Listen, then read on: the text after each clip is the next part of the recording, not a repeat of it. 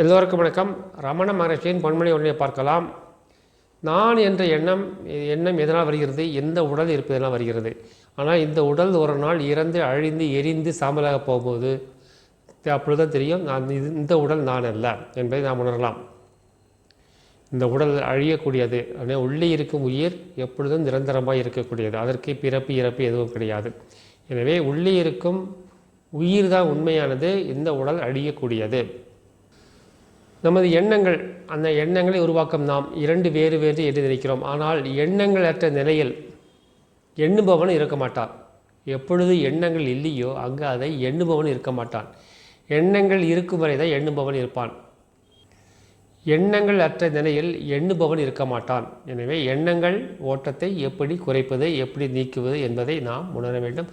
அதற்கு ஒரு எளிய வழியிலே சொல்ல முடியும். நாம் 4 பேருக்கு நல்லது செய்து வரும் வரை, நாம் நமது கடமைகளை சரியான முறையில் ஆற்றி வரும் வரை, நாம் நமது மந்திரங்களின்படி வாழ்க்கையை அமைத்து வைத்து வாழ்ந்து வந்தால் இறைவன் நமக்கு அந்த எண்ணங்கள் அற்ற நிலையை அடைவதற்கு வழிகாட்டுவார். அது வரைக்கும் நாம் நமது கடமையையும் அன்பாகவும் நமது வாழ்க்கையை நடத்தி வர வேண்டும். நமது மந்திரம் அன்பே சிவம், அன்புடன் வாழ்வோம், கடமையை செய்வோம், இன்றொன்று வாழ்வோம், எல்லோருக்கும் உதவி செய்வோம், எல்லாம் சிவமயம். நன்றி, வணக்கம்.